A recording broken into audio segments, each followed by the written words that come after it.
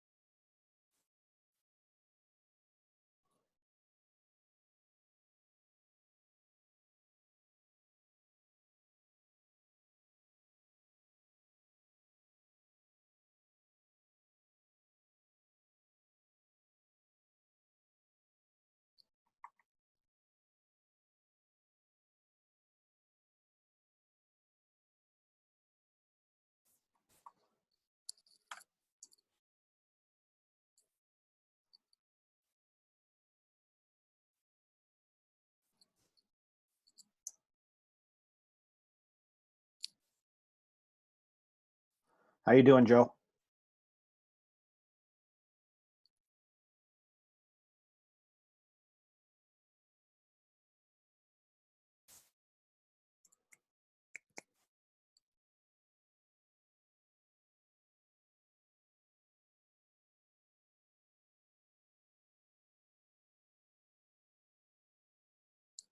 How has your week been treating you?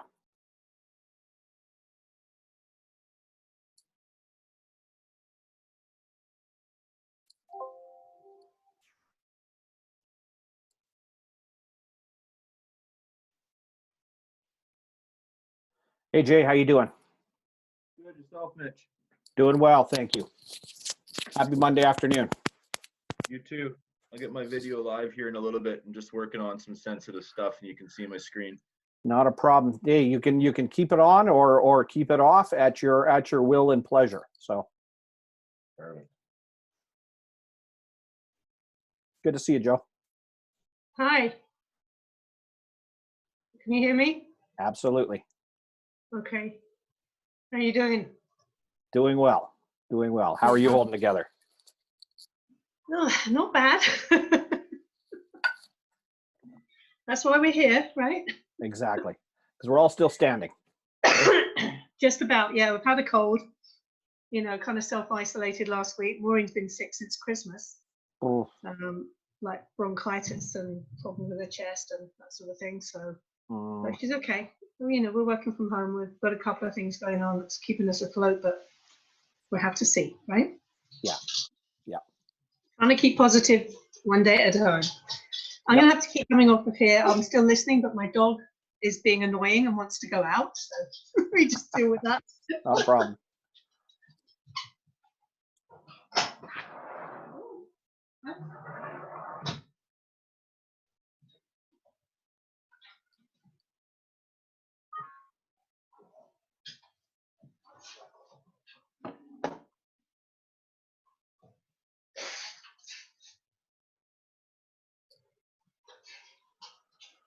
So how many people have you got joining?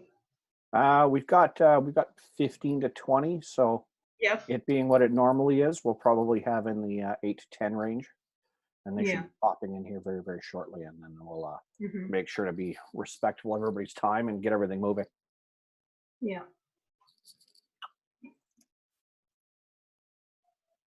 So what's going on, Joe? Fill me in. What's been happening with you for the last couple of months? Well, we started the year off really, really well in terms of lots of inquiries, and we thought, wow, this is really going to turn around this year from last year, right, being our worst, right? And we've just had one after the other just not go through. So we've just got a couple of big ones going on, which, as I said, is keeping us afloat. But it's not, we're in the same boat as everybody, right? That's the thing. We're no different than anybody else. It's scary, but you just got to just keep putting one foot in front of the other, right? Yeah. Yep. Absolutely.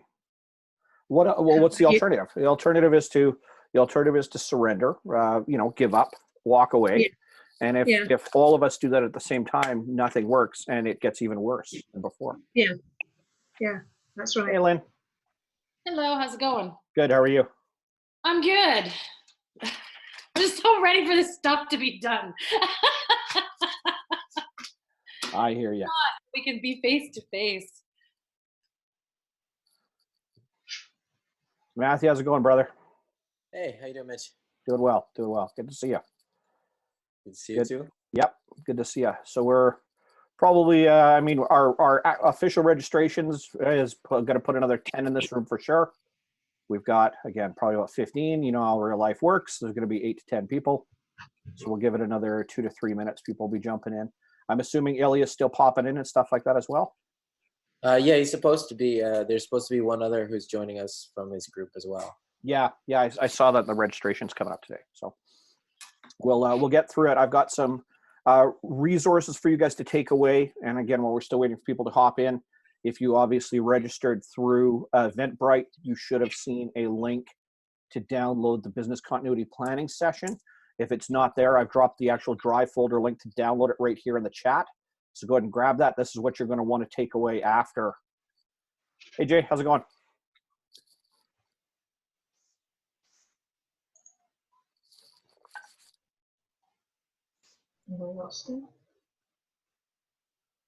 Good. We're getting close. So anyway, if everybody has not got the document ahead of time, you can just hit the Drive folder link there right in the chat window at the bottom. You'll be able to download it. You're going to want this today to make the most use of our 2 hours together. I'm going to be walking through and explaining first what a business continuity plan is, how it works, the way we're going to build it, the framework and the format of the document that you've got is a shorter version. Some of these documents can be exhaustive in their size. In fact, they can be dozens and dozens of pages. This one is much tighter, much simpler. It's going to help you to plan more effectively for what's coming next. And then, of course, to build it out or to make it quite a bit broader will be up to you. And, of course, there are resources. There will be resources online. I'm available as well, simply because, well, guess what? We're all in this together. And if the least I can do is help anybody that I know or people that have been, fortunately introduced to me giving this session today, then my ability to help you will increase quite a bit. So the document, again, is about 10 pages plus a really colorful cover. We're going to work through it from start to finish. And then about the last 10 or 15 minutes, I'm going to put my official coaching hat on. And for those people that are joining that may not know, I am, of course, a coach and a business coach, and I will be looking to help just understand a little more what's going on, maybe give you a little bit more breathing space inside your own head, inside your own mind with what's happened the last little bit. And then together, I want you to consider that whatever resources have accumulated in this room today and other outside there, it's our job to share them amongst each other. Is that a fair place for us to start? Mm-hmm. Awesome. Yep.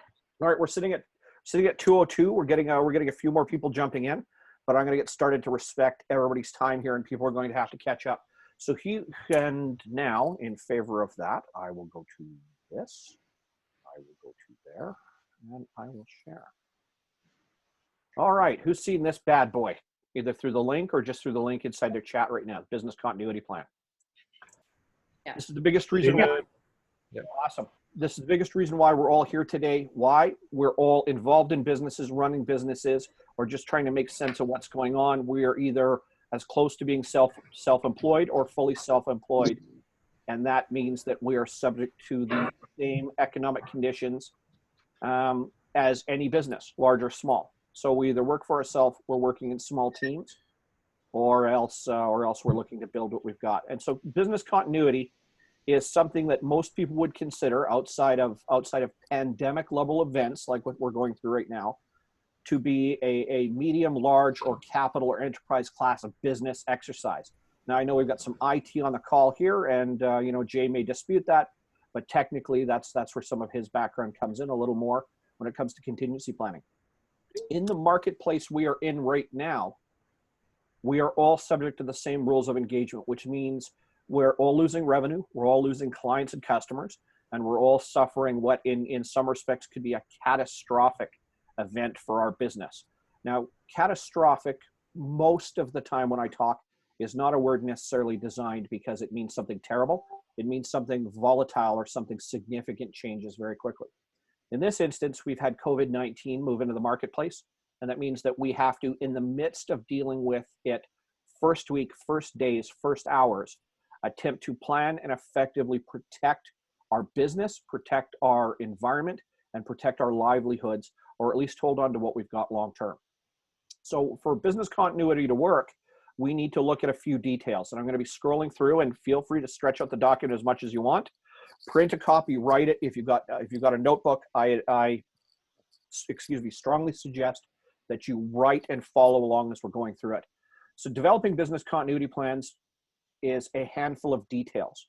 It's about identifying who's responsible inside your business for making decisions, and not just who's responsible for decisions, but all the who's of your business. So in this segment of the document here, we'll see this: identify the who's in your business, main contacts, supervisors, managers, contractors, clients, suppliers, etc. When businesses suffer interruptions in their process and their flow or in their business, the quicker you can get to information, the faster you can make key decisions on whether businesses can continue, whether businesses must pause, or whether businesses must shut down. Understand, for a continuity plan, it is to always reduce to the greatest extent the amount of disruption that a business is going to suffer.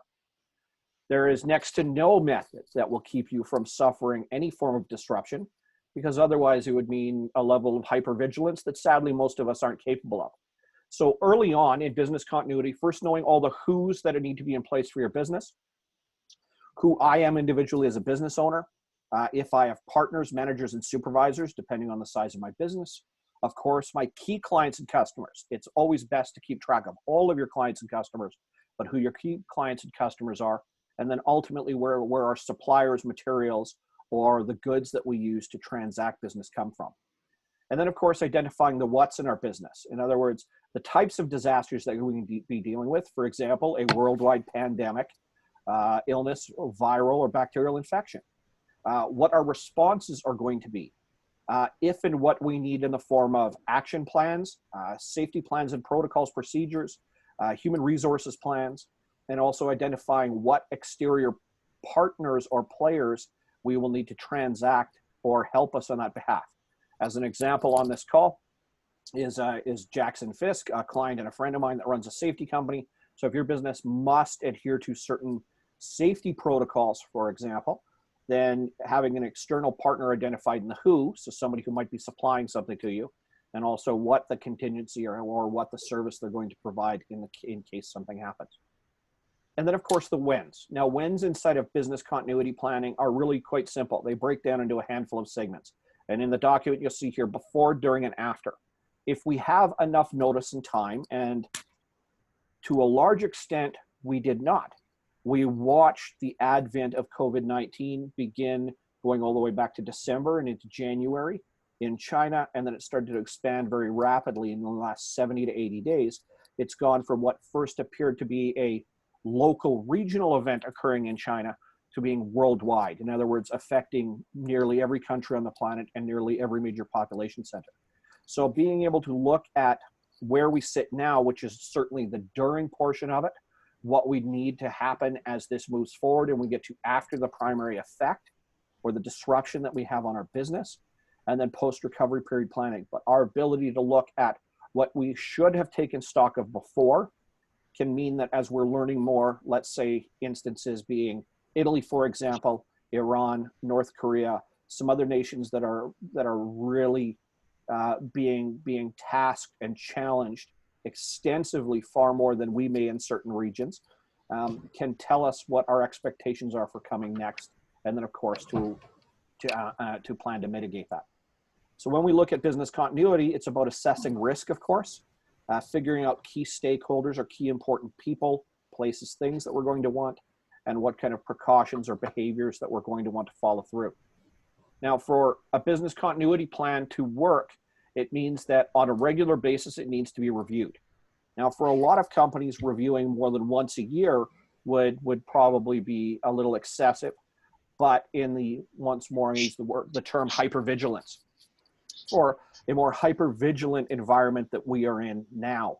A constant review while we're dealing with COVID itself, and then looking at the fallout that may come out because of a incident like COVID-19, which is, if COVID-19 comes and starts to drive people into their homes, starts to slow down or cool the economy, Then we're looking at other conditions that come into play. In fact, there's some conversation or conjecture that we were another year away from another economic cooling period, or even another economic depression, that we had pretty much 12 to 18 more months of things working the way they were, and then it was going to start to cool down.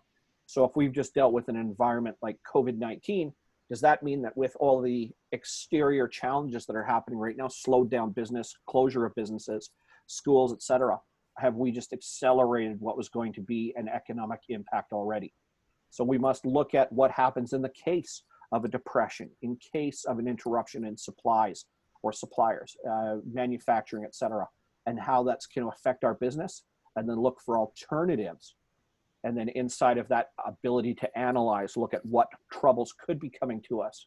We need to, of course, look for alternate suppliers, partners, vendors, et cetera, if in the case of us selling products, not just services, where we would need to find them.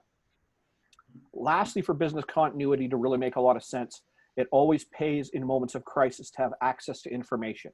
That includes all your vital business records, your employee information, customers and vendors, whether you've got IT partners, safety, human resources, and where equipment and asset documents would come in, and how we can add that as well. Bo ja to wszystko rysowałem oryginalnie, nie? Już wchodzę.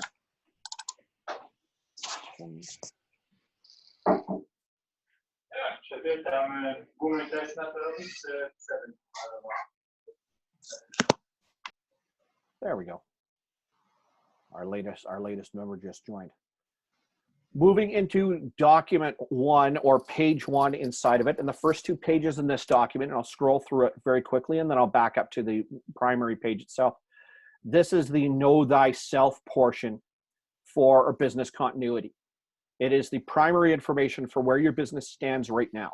This is a snapshot, and it's something that we want to be able to look at on a semi-regular basis. The entire business continuity or emergency preparedness plan, again, review probably once a year is very reasonable, but updates to key information for our business should happen on potentially a quarterly basis. It will depend on the style or type of business you have, and let's say what business cycle you go through. But business snapshots, and if we take a current, for example, we have to start with information resources. In other words, where is all the information that we collect on a regular basis? Do we use QuickBooks or Xero for our accounting, for example? Do we have outside information and resources? Do we have governmental legislation? Do we have outside partners and vendors? So anywhere where we have to collect information that comes into our business on a regular basis, we want to be able to itemize that in a hurry. Next, we have our safety policies and procedures. In other words, if our business is in an industry or a style of business that has to have very specific policies and procedures governing employee safety and the work environment, and more particularly when we are, of course, dealing with a pandemic or a certain event, then we need to isolate or diarize our safety policies and procedures in one spot. We have a safety policy and procedure manual. It is digital or physical. It is located in such and such a place. This would also be a place where we have safety policies and procedures where we might also itemize our exterior partners. So I have an outside safety person, or I have an internal safety person if my business is busy enough or it's the right style of business. I would have policies and procedures located digitally, shared drive, in the cloud, physical, and my safety provider is XYZ person or entity. Next, we have our HR policies and procedures when we're looking at our business snapshot.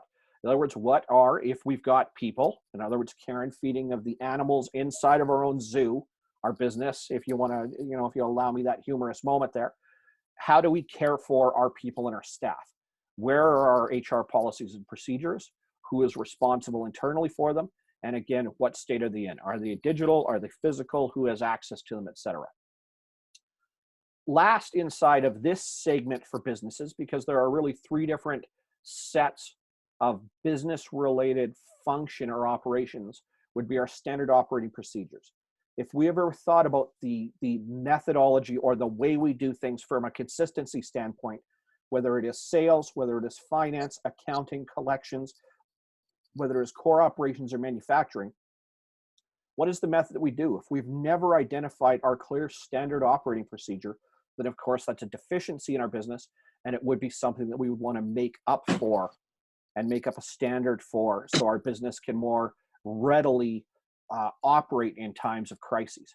The standard operating procedures are the methods from A to Z, from phone call, email, right through to getting paid, all of the steps that our business goes through. This is where you would be recording if and where your standard operating procedures, much like your safety policies, HR policies, or where your information resources would come in, and where or who our internal resources and partners are. Now, there's a number of people on this call that I know personally, and I also know they run small businesses or solopreneurs, which means for safety or HR or standard operating procedures, you are the end resource.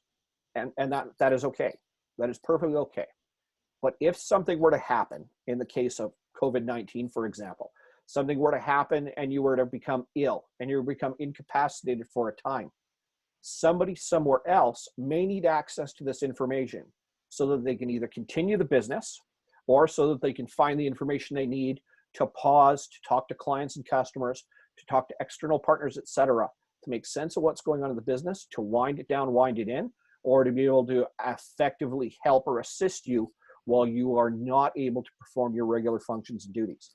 So if we've got safety policies, procedures, HR policies, procedures, standard operating procedures inside of our current business snapshot, we need to have the what itemized here. Of course, this goes back to the what, who, when that we discussed at the very beginning. Who's responsible and itemized right in here. And then, of course, how we would be able to communicate with those people. So once more, snapshot of our current business and where it stands. And if we don't have this information, this needs to be something that we are planning for effectively and that we're putting into place for our business. Next little segment down on page 1 of the 2-page snapshot for your business has to do with government legislation and legal information needs. Do you have outside partners or vendors? Do you have government legislation, whether it's regional, local, or national, that governs the industry that you're in? Is there anything that somebody would need to be mindful of if they're stepping in to help with your business continuity? Past that are emergency contacts. This is a primary list. Emergency contact lists in business continuity include all of your major partners or players. So if I had, for example, an HR partner or a safety partner or internal managers or all of the senior managers and leaders in the business, if I had business partners, or as well inside of emergency contacts includes information like 911, regional police, regional emergency services, regional fire services, etc. Different areas in the world are dependent on how we communicate with different emergency services. Different numbers apply to different places. So who do we reach out to and talk to? Under our emergency contacts, where's our accountant? Where's our primary banking partner, etc.? This is information, once more, that in the case of an emergency, where do I find enough of this information to be able to either make sense or communicate with key stakeholders? And bear with me while I use that word for a moment. Stakeholder is somebody who is important to your business, but not necessarily a partner involved in your business. Somebody who can help assist or is important for the operations of your business. So if you hear me use stakeholder a bunch in the next hour and 45 minutes, bear with me, and that merely means people that are important to the business, not necessarily directly involved. So emergency contacts is going to include things like our key stakeholders and emergency services, etc. On page 2, we have more of the direct information as in the business is operating. So first of all, we have our finances, banking, lending, reserves. This is where you would actually itemize your current accounts and account-based information. I have $1,000 in account 1 and $1,000 in account 2, and I have a corporate credit card that has X amount of credit, and here's all of my partners, and here's where my lending is. I have lending from banks and from private investments, and this is what I have available for my financial snapshot for my business. Next is my accounting bookkeeping partners. Of course, under emergency contacts, we would have the information there, but this is where we can specify our actual accounting.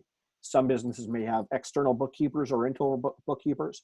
They may have external or internal accounting resources, who those people are, and the ability for us to be able to reach out to them and communicate with them very, very quickly. Next then is fiduciary responsibilities for business. If you have partners, you have, once again, key stakeholders, but those that are involved directly in the operation of the business, silent partners, etc., family members, perhaps in the case of businesses that have moved generationally. This is where you would list those people first of all and who their responsibilities are. If I use an example, I have a client that is an electrical company, and there are 3 partners involved in the business. One of them is a silent partner as he runs an entirely different business. Actually, none of the employees even know who the silent partner is. In the instance where the 2 primary partners had just traveled for a major contracted work, if something had happened, if this document is not in place, how do any of the key managers or supervisors in the business know that there's a 3rd partner unless a document like this exists where you can look and see partner 1, partner 2, partner 3. Oh, there happens to be a 3rd individual. So us knowing who would have fiduciary responsibility, and that's the technical term for somebody who can make primary operating executive decisions and also has responsibility for the outcome, outkeep, or overall health and welfare of the business. Some businesses, and again, we're talking to an awful lot of smaller based businesses right now on this call, may not be the case. That doesn't mean you have to necessarily rush out to find one, but if there are people that are involved in making those decisions and that could be held accountable in the case of the financial strength of the business itself, this is where you would want who they are and what their primary responsibilities are for the business itself. Lastly, operating responsibilities for the business. This is where you might have internals, sales, marketing, operations, manufacturing, supplies, shipping, receiving, etc. We have all of this itemized in a bulk extent earlier in our document in page 1, but now this is where we start to define it and break it down a little further. So operating responsibilities, an example, if you are manufacturing something or you're supplying something, who is responsible for shipping, receiving, who's responsible for sales, who's responsible for customer service, etc. If it's just you, yourself, and you, that's okay. Then this document should say you, yourself, and you, and maybe you want to use that language. So let me copyright it first, and then I'll charge you 3 cents for it. But operating responsibilities for our business needs to outline who's responsible for every major segment. Some businesses have a number of employees. Some businesses have few employees. I've seen businesses with hundreds of employees and where this operating responsibilities would be 4 or 5 names.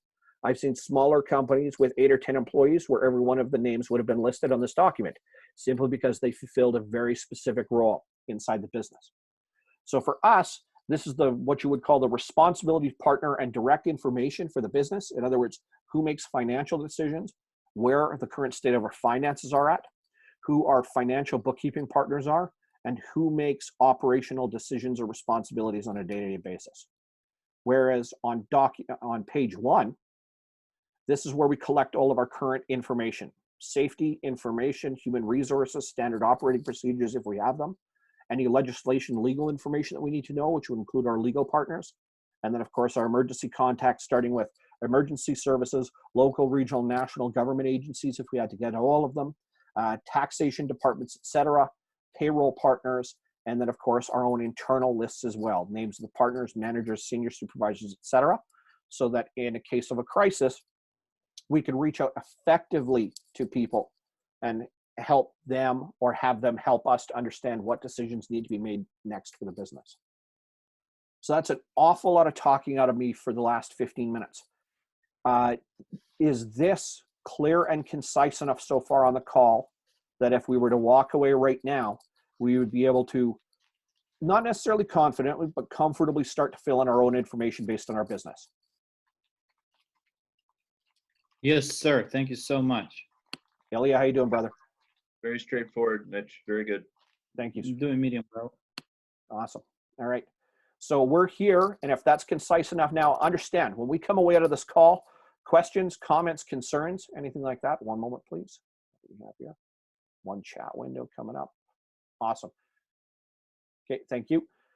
I'm going to move down further in the document. Should you have questions, comments, or concerns, and I want this to be an extension to everybody on this call, for those that are involved in outside organizations that I'm involved in, et cetera, or that are familiar with me at all from a coaching perspective, I have made it my mandate amongst myself and my partners to be of assistance all day, every day, 24 hours a day. If this document doesn't make sense, you have questions, comments, concerns, or you want more insight and input, do not hesitate to reach out to me after. Chances are you were introduced to this link, let's say through Facebook. You can find either of my 2 major organizations on there, Cyndicate.org or Mitch Cammidge Coaching. Please reach me, message me, email me. I will be happy to get onto a Zoom call and help you work through this as well. That is the best I can do for the world out there at large, and this is something I'm happy to help with to the greatest extent. So if we're good, I'm going to move forward to the next portion of our document. This is where we start. Love you too, brother. This is where we start to plan our actual internal stakeholders. The information that we had earlier is the quick, concise. In other words, it's the digest version of our business. Where do I find all the information? If I had to hand, and I'm going to do this for a moment. I'm going to hold this up and hold it up in front of the camera just to be cheesy. If I take these 2 pages with all of these boxes, all 10 of these boxes, I can take them, I can stick them together, and I can hand them to somebody. I can transmit it to another human being or send it digitally, and fast, you can find some key information about the business. But this next one is actually breaking down the information who are key stakeholders. Remember that who segment from the very beginning? Multiple copies are here. Print them, build digital extras, whatever you need to do. This is where we build the actual database for the information we need for the who's. So in this case, where we've got planning team, identify key roles and responsibilities. Who do we have? We have a business owner, we have a financial partner, we have outside contractors, vendors. We have ones that are providing primary services to our business, human resources, safety, emergency response, etc. They are a manager or a supervisor inside my business, or they're a primary client or customer. This is where we collect the who's and all of the data that it takes to communicate with those people. Name, phone number, email, physical address if we need to, and then some notes based off of their primary function. In other words, we have a client, the name is Bob Smith, phone number is 555-555-5555, email address is bobsmith@bobsmith.com, etc.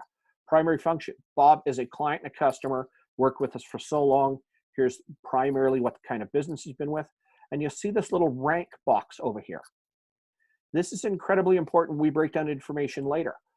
If we go through the exercise of filling out dozens of these for information, it also pays for us to have a priority system on who needs to be communicated with first. I leave that information, but if I had to suggest a format, I would suggest a really simple method like 1 through 10, 1 being most important, 10 being least important. As you collect the information for the people that we should be communicating with and doing business with on a regular basis, and we're itemizing whether they're internal partners, they're a financial providers, they're a manager that we've got working with us, they provide outside services, they're a contractor that they might do work with us regularly, or they're an important client or customer, also pays to give them a rank. If something critical happens in a hurry, who should call who first? Otherwise, most people would look at this list and say, I think it's important that I call Mitch's clients and customers. He got really ill. He fell down a well, forgive the humor for a moment, but anything that would take me out of commission, so I should start calling. But it would behoove me to make sure on a regular basis that I updated this list so that the people from the highest priority, highest need, most importance are the ones that are communicated with first, and that way people can prioritize their time better. So don't be afraid to judge people and give them a number. But make sure that this is where we are collecting the actual information that identifies all of the major players in our business. If your business has hundreds and hundreds of customers, then perhaps part of your document planning does not include necessarily filling this out for everybody, but instead itemizing a client management system, client retention system, CMS, CRM, or else having just a database somewhere, a spreadsheet, for example, that might have all of your customer information, but collecting the kind of stuff that we need so that we can reach out and communicate with people in a hurry. I've got just a quick request. So if everybody can hear me, the actual document for somebody just messaged me privately. The actual document itself, if you open up the chat window, you'll see the Drive folder link to download the PDF so that you can follow along as well. You'll be able to download a copy to work with as well. So thanks for asking for clarification. So this is 2 pages, not to suggest that there are only 4 important people in your business, but to give you enough copies to start with and work through itself as an example so that we can keep on track, on pace for the most important people. Now, what's funny about what happens in a crisis, because this is a conversation that I had, in fact, about 2 hours ago today, and not the first time I've had this conversation. Mitch, in the case of an emergency, how do we communicate with each other? Well, we're dealing with that right now. Okay, I understand. But how do we communicate with each other? And so a really simple method that we devised amongst us was to use a 3-layered system. First of all, phone calls. That way we can leave voice messages if we need to. Secondly would be text messages, but that means that we are at the subject to national and regional telecommunications, what if there's an outage. And the third that we decided to use was actually WhatsApp, because WhatsApp is backed up by Facebook. Now, if we lose all regional or local communications, let's say telecommunications infrastructure, including internet, well, probably not many ways for us to communicate at that point short of carrier pigeon. But it pays to have multiple avenues to communicate, which is why from a basic information standpoint, we have name, phone number, email address. That way it's relying on two different methods to communicate. And then of course, the onus or responsibility would be upon you to decide extra, apologies, just another message popped up, to decide extra what other communication methods we would want to use and how to be able to reach out to people primarily for that. Does that make sense? Okay. So feel free to make as many copies as you need or find it yourself. But the idea with business continuity planning, not the idea, the actual methodology, is to make sure all of our information is contained and housed in one place. Whether it's a physical document, digital document, or a combination thereof, we want to ensure that we can get as much information together collected into one spot at a given time, and then get that to either disseminate or be usable for ourselves or other people that can make primary decisions. The next segment inside of business continuity emergency preparedness planning is obviously the actual organization. It's org chart itself. There's a very simple little graphic, for example. This is something that Mother Google can resolve, but it is important to itemize who fits where. Elia, thanks for having a laugh, buddy. I love you too. Org charts are incredibly important. You get my org chart, well, there would be, if I go down here and I draw a little person, that would be me standing here in the middle. But that is not the end result of my business, because all of the communication planning and business-based information that I have added ahead of time means that all of those people are primary partners or providers actually all connect to me. So in my organizational chart, I might list myself, let's say at the middle, because I like the spider web analogy. So I might have a series of offshoots, branches, or strands of the web coming out for me that would connect to clients and customers, connect to partners and other organizations, connect to other people that I would trust in the instance of what's happening in my business or for business continuity. And in fact, for a couple of voices on this call, they would get this when I said that one of my backup plans is my own coach. I have a coach, and he would be my primary backup in instance that something terrible happened to me. So I could make sure that my clients were being cared for to the best possible that they could. And then what would also be an extension for my organization chart would be my wife. While I'm the primary business owner, my wife would be the person who would be tasked making certain decisions. Another person that would be implementable inside my organizational chart would be my financial planner. I have an incredibly close relationship with the person that I trust to take care of me and my family's health and welfare should something happen. And that person is one that's got some primary responsibilities. I've even invested with certain fiduciary responsibilities to make decisions based on what's happening to my business. So this organization chart, if it's a matter of just me, myself, and I, is not one stick figure in the middle of this page with nothing connecting. From here, I would want to draw lines to, again, once more from a visual representation standpoint, primary clients and customers, secondary clients and customers, vendors or partners that could help my business, and key stakeholders. In fact, one of the people that I would communicate with on a regular basis in the time of a crisis would be a former business partner that I have. Why? We work very well together, and I could trust for some of his decision-making responsibilities or assistance when it comes to this business. So it'd be very important for anybody, let's say, for example, my wife, to look at this document and then visually be able to represent who needs to be communicated what. And that's where from here, we would back up to, let's say, our priority tree from our contact info for who we have over here. Now, in this case, does it really fit into these categories? No, that's okay. You can write in whatever you need to fit from an outside person who's a primary communication point, but that's where their communication information would come in, and clearly you would rank them quite a bit higher than you would everywhere else. But your hierarchy chart for your business, the larger the business, the more important it is for organizations to break down. Now, while we do have an awful lot of Canadian people on this call, we have a couple people calling in from the US, so hello, thanks for joining us. I'm going to use the US as an example from a hierarchy basis. In the United States, we of course know of the president and the vice president, etc. But there's actually a hierarchy of need and control in the case of crises, where the president has primary control, and if something happens to the president, it goes to the vice president. From the vice president, it goes to the secretary of state. From the secretary of state, and continues to move down through the primary roles inside of cabinet. The secretary of state, the secretary of defense, the secretary of the interior, etc. So you can look at a hierarchy chart for the United States for the actual governance from the president working down, including members of Congress, Senate, etc. Who would be responsible if something was to happen to the person above? It is important in little businesses for people to know where the buck stops. In other words, who can make primary decisions, who would be able to help. And in larger organizations, it is important for people to know where they need to go through for information, ideas, suggestions, leadership, or management next. Little businesses tend to be more organic, but it doesn't mean that people are not there to help, provide assistance and information.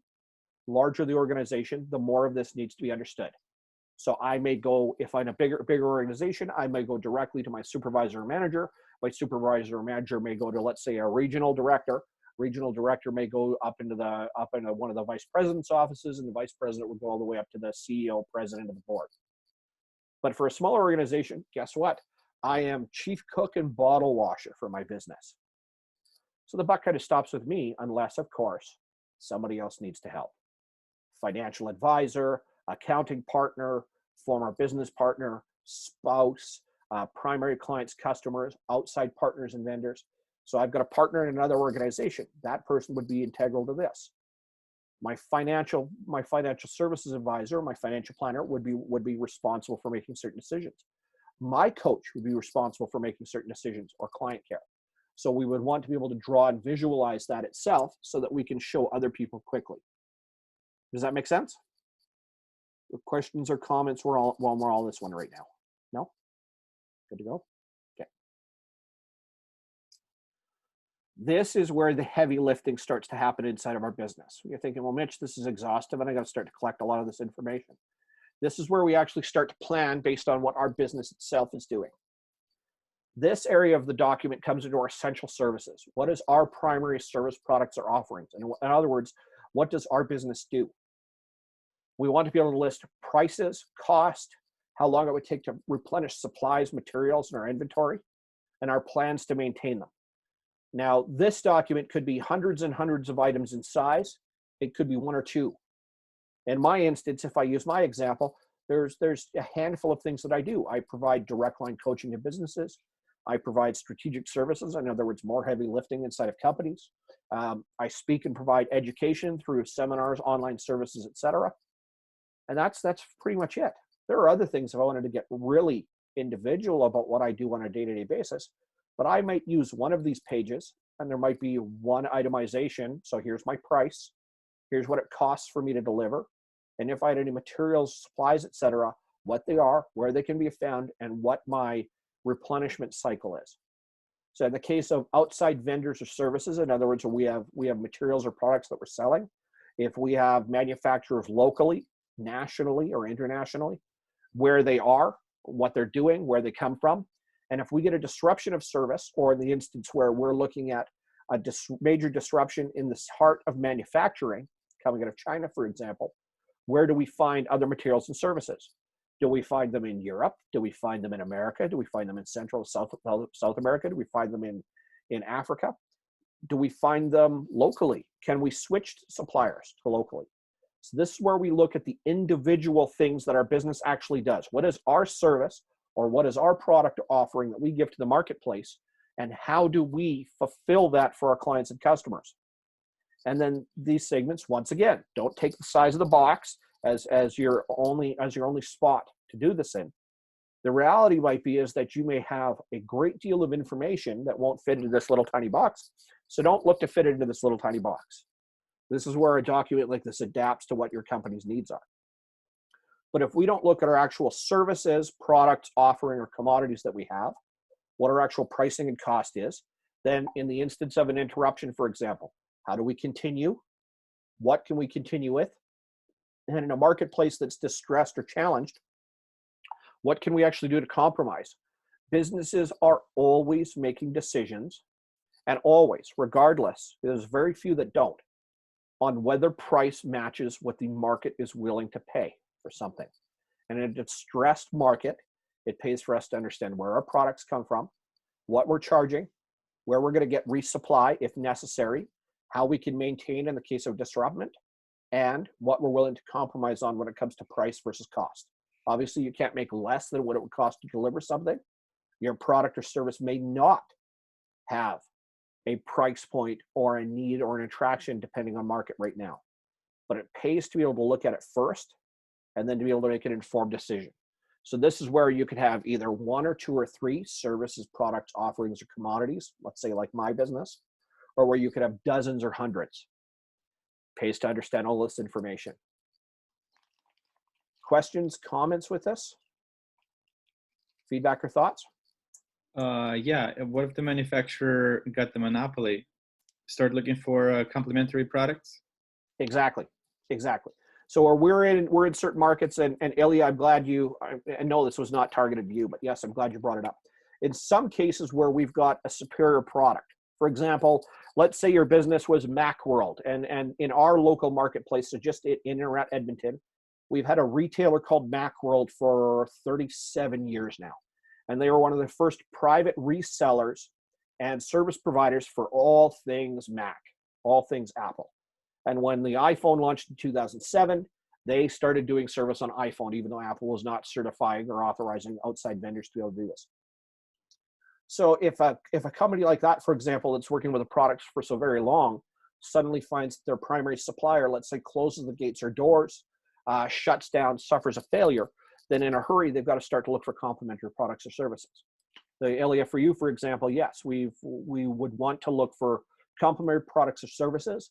We would want to look for preferably local or regional providers first, so that we could look at diminishing or reducing the amount of disruption like we're experiencing right now in our marketplace would have. And long term, we would need to look for something that was providing a product or a commodity that matched, or we felt matched, as closely to the quality that we were using previously. Whether we implement or not is always a business or operations based question. But in the case of something like we're experiencing right now, it pays to look at outside alternatives, particularly if we have to import when it comes to materials, because there's a great deal of disruption right now. Thank you. You're welcome. Anybody else? Comments, questions? Okay. Sorry, Mitch, I had mute Yep. on. We're experiencing a rather interesting crisis right now in terms of technology hardware, both from servers all the way down to desktops. In Wunan, majority of all of the parts and stuff are coming from there for Lenovo, Dell, all of this. So basically, we've found ways to kind of repurpose people's home systems and whatnot in a secure way. But after this all blows over, we're looking at mandating that a company, as part of their business continuity plan, actually stocks even lower grade computers for events such as this, so that they would have a fleet that they could take with them. But any other suggestions? I don't know if anybody else is facing this. I'm just curious. I've seen lineups which is not following the self-isolation rules or distancing rules, but at Staples, Best Buy, they've bought up absolutely everything. We have no stock in North America right now. Yeah, Jay, and I'm glad you piped up as well, because similar to Ilya, you're going to be experiencing disruption because the bulk of what we take for granted as our supply and our suppliers is coming directly overseas. One of the parts now, this is not the first time in the last 10 days I've heard the technology question. I know that the secondary resale market right now, in particularly older used goods, is coming into high demand. And from a short-term disruption standpoint, the only thing I could suggest would be things immediately or early on, things like recyclers, technology redistributors, etc., refurbishers. Longer term, actually, I know that there are a few smaller marquee or boutique manufacturers, even from a local perspective. And then where, Jay, for example, you're in the greater Edmonton marketplace. So, I share the same marketplace. We have access to resources with Alberta Research Park, U of A, Nate's technology division, outside technology partners. So when it comes to our service and supply disruption, depending on what it is that we're missing, we are, of course, always at the mercy of information first, and then where the primary supplies come from. In the case of a technology disruption, we actually may be looking at certain instances where we're actually rolling back or backdating on some technology until we can allow partners to come in or replenish, or for inventory and volume to start to catch up, and to the best of our ability there. There's no perfect answer, unfortunately, this early in disruption, but what we can do is look for as many of these other supplies. And so where our primary vendors, the OEM expresses, and again, for some people on the call, I apologize for using local regional suppliers to prove a point or an example. But we've got some vendors like that, and then we've got some national, international chains that are getting hit and run. We want to be looking for some of these secondary resellers, resupplies, remanufacturers, etc. And then, of course, there's always the age-old hoarders as well. So our ability to maybe make a, no, maybe it's the wrong word, to consider making a call out to the marketplace, looking for those people that are sitting on used-based equipment that we could potentially put to use, even from a short-term basis, to help support our clients and customers, would be a consideration. Could I just make a point? I think you should have a plan A, a plan B, and a plan C. This is Doc. Like, I work with Mitch, and in any crisis, any one of your plans is likely not going to work. So you should have many plans all in a row. If you have one supplier, you should have 5. If you have one type of computer, you should have plans for other ones. Because right now, it's likely to get broken. Everything's likely to get broken. That includes financial institutions may go down, so you must have a plan to deal with cash shortages, etc. I think everybody should have a certain amount of money in cash right now, just in case they have to pay certain bills. If you have people that are reliant on medications, they should have at least a 3-month supply of medications immediately, because again, you're going to be shorted. Okay, it's the realities of the situation right now. You have to plan for contingencies. Doc, yeah, I want to add to that though. We did have, Barry's got a very good point, and we did have that same plan. So we've got 6 distributors across North America right now. Not a single one of them have a computer in stock. Mm-hmm. So this is kind of extraordinary circumstance. Plus, and this is a little bit third party, it's not so much for my company that I need to have all of these spares. It's me convincing third-party clients that they need to have it to deal with said pandemic, right? So yeah, it's a challenge, but I get it. I appreciate the feedback. I think that just from an IT perspective, to add to what Mitch was originally saying, this is unprecedented in terms of stock and where everything comes from. And I think Barry can add to this. We all know where the medications are being made and where all the masks are coming from. So, well, guess where it's being made? The problem is the biggest country in the world that has most of the problems, and that's China. That's right. So unfortunately, they're in an influx right now. But also, fortunately, they may be the first to recover. The problem is the communication systems to them is going to be very shattered. So we got to be aware of that. Awesome, Doc. Thank you very much, Jay. If you'd like, let's you and I have a conversation out of scope here a little later on. Will do. Thank you. This is Gary. I'd like to have a conversation. Probably not for this one, although the conversation that we have, we could share with the participants. But I've got some ideas that we could actually include into that for future. Okay, Gary. Thank you very much. So we're looking at our price cost replenishment and stuff like that. Does it make sense from a planning perspective right now for everybody? Okay.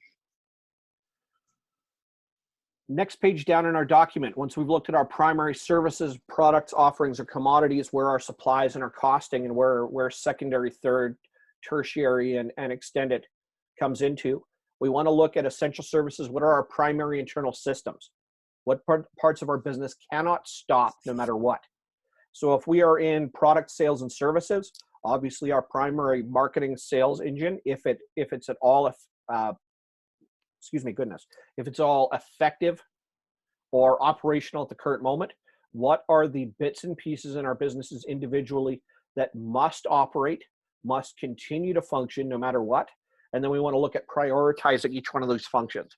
So if we think of businesses from primary or fundamental standpoint or structure, for example, we have the financial component of our business, and our financial component would include our cash flow, our accounting bookkeeping cycle, and our short-term and long-range planning.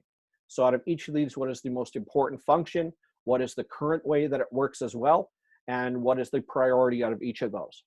When we look at our core operations, in other words, human resource capital or our people, our sales, our marketing engine, the actual operation steps that we take on a regular basis, if we've got manufacturing, parts or services, what are going to be those, and what is our highest priority? So we want to be looking at our entire business, the entire picture that we've got right now, and prioritizing those functions that cannot or must not stop regardless of what happens to the rest of the market, what happens to the rest of the business. And then to all the words in a sentence. When we prioritize the most important portions of our business, then that means our time and attention when it is being challenged. For example, what we're dealing with in our current marketplace, that we will always spend time working in these areas first and come to other areas in our business later on. This is a giant empty box. One moment.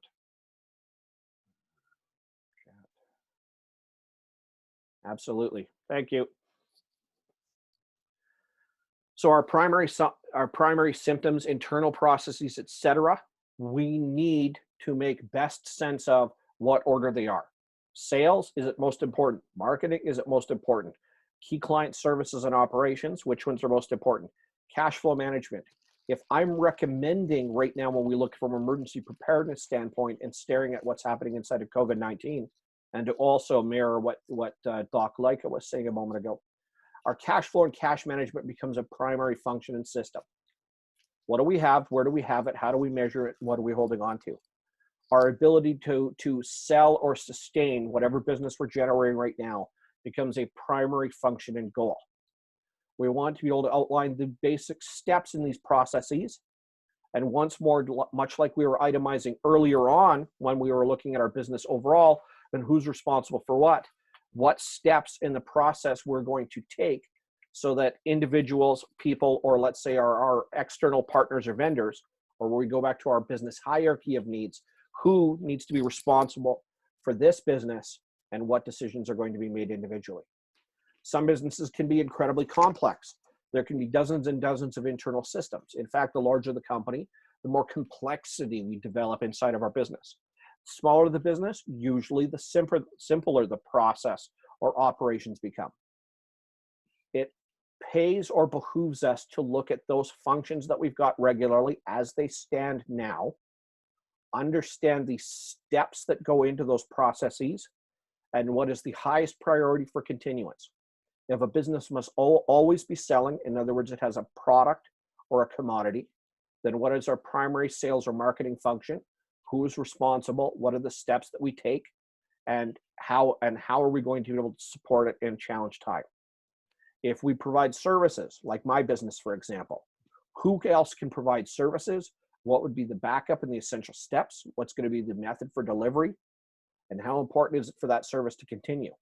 If, as part of my internal service, providing coaching services, as an example, to people, includes inside vendors or outside vendors or suppliers, who are they and what is the fastest way for me to onboard them or bring them into the business? So this is where, whether it is one single sheet of paper with a giant empty box, and there are 10 steps in here and we've prioritized them from 1 to 10 for what's most important to least important, or whether we have dozens and dozens of services because we have different avenues, veins, or lines of service and operation in our business, it pays to know what needs to be the functions that we work at first. So because I'm staring at Doc Leica's face right now as one of the little cameras for everybody that's up, to use the medical or the human body analogy, it is really important to keep the internal organs, the lungs, the heart, the cardiovascular and brain function operating before it is keeping the digits and limbs on your fingers and toes functioning first. So what are the most important or vital functions of the business? And then as that cascades down, where do we triage or deal with operations or bits and pieces of the business as we move down through the priority chain to keep things either moving or deciding whether it's something that we may or may not tie off. Thoughts, ideas, suggestions?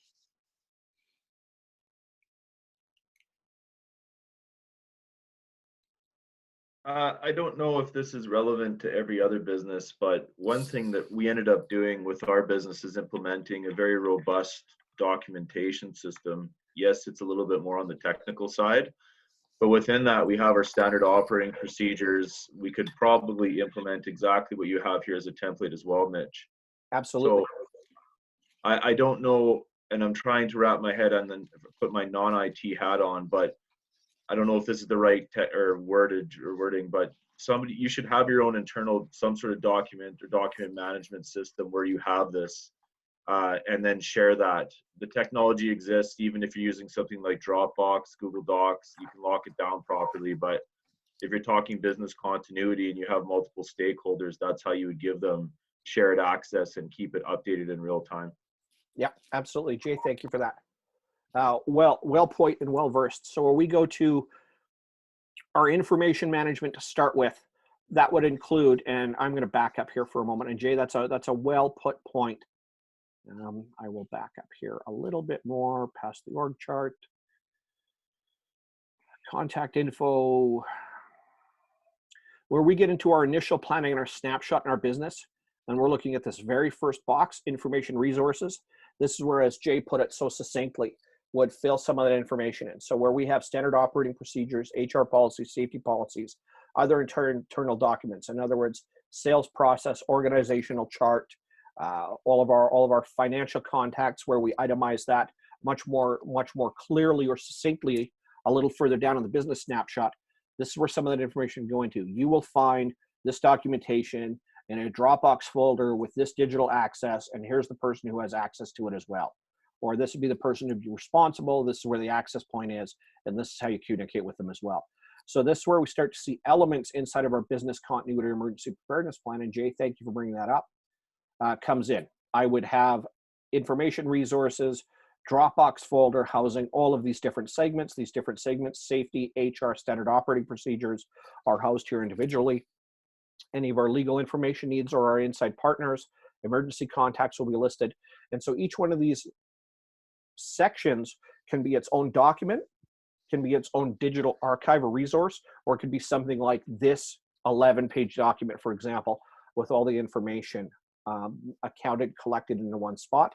But as you can hear, depending on the size of the business and the type of the business, the complexity or the amount of that data can start to spike in a hurry. And we would always want to be conscientious on the ability to transmit information first is the most critical. Next, the location of the information where people can get access to it. And then, of course, who's to operate or act on it as well. Business continuity plans will go back to the who, what, when at the very beginning. Who needs the information? What is that information, product, service, offering, or method for doing something? And when does it need to be transacted on? Business continuity plans are actually not much more complex than that, which is why I've tried to distill it to a much smaller document. Going back to the very beginning, once again, business continuity can be quite robust, quite large in size. I wanted to simplify it for our ability to plan in about 2 hours worth of time. So if we are good from here, I'm going to move down to where we actually go through some of our individual disaster preparedness as well. Okay.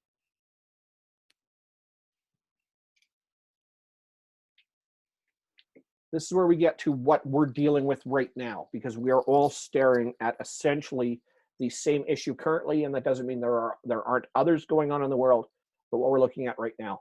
This is planning for the actual individual instances that we're dealing with. In this case, we've got type of disaster that we can be looking at. Disasters come in multiple flavors, but they usually come down to a finite number of basic categories. Fire, something burns to the ground. Flood, far more water than our business is good at absorbing, hasn't come around. Disease, which is one that we're dealing with right now. Economic or disruption. Now, economic disruption category includes things like acts of terror, etc. We would have seen that. We would have seen the fallout from a disruption in the form of 9/11 as one of the most stark examples those of us in North America could be dealing with. Business disruption or disaster. In other words, something happens individual to the business itself. Examples that I know of recently in the last year, a business with a partnership where one of the partners passed away unexpectedly. That is a business disruption and can cause a great deal of chaos inside of a company.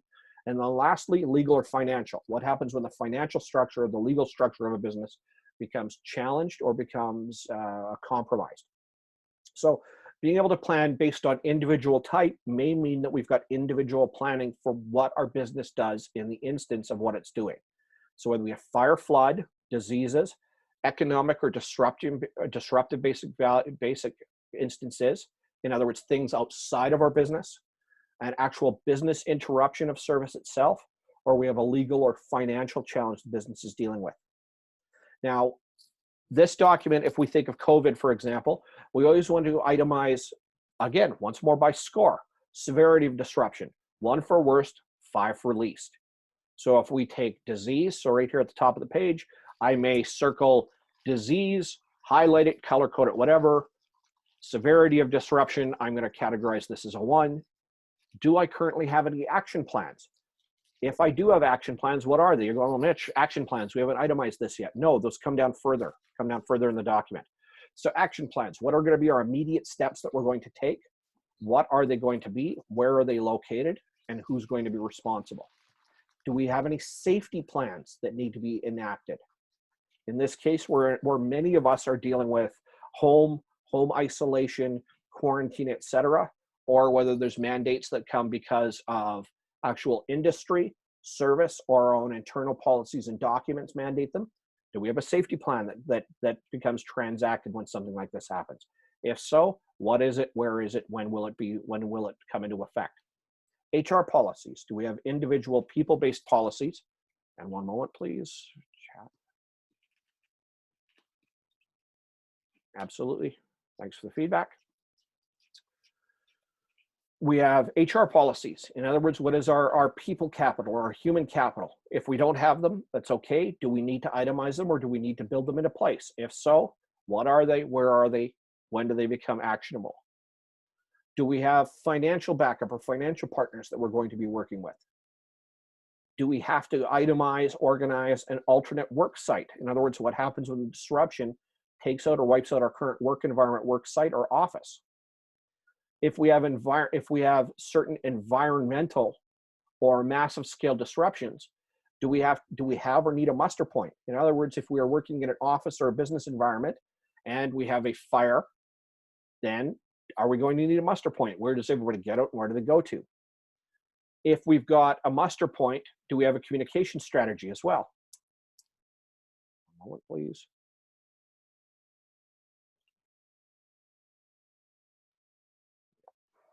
Thank you. Now we get to communication and muster strategy. In other words, how are we going to talk to each other and where are we going to do it? In the case of a physical disruption for our business, let's say a fire at a physical location, where would we go to and what is going to be the communication strategy? Who's going to be in charge? Have we itemized or built this? We're talking about a massive incident like COVID-19, for example. Well, severity of disruption. I think we could all agree that it's probably one of the worst we've seen. Do we have a consistent action plan, what we should do next? Not yet. We're trying to work on that right now. Do we have a safety plan in place? We might have a proto one because everybody's supposed to stay home. Do we have any HR policies? Bigger the business, the more likely we need to care and feed for the other people involved in our business. Do we have any outside financial backup and partners that we do need to transact with? Are we working from alternate work sites? Pretty much every one of us is sitting at home right now. Muster point, did we need to run from somewhere? Maybe not. Communication and muster strategy. What is going to be the method we're going to continue to communicate with either each other or our primary partners, etc. And how are we going to convey that information that we need to do? This is where we come down to the before, during, after of it. Immediate actions before. If we had enough notice and time dealing with an incident or disruption, what would be the steps that a business would take to prepare for, shore up, or defend itself, whether successfully or unsuccessfully, from whatever incident's coming in ahead of time.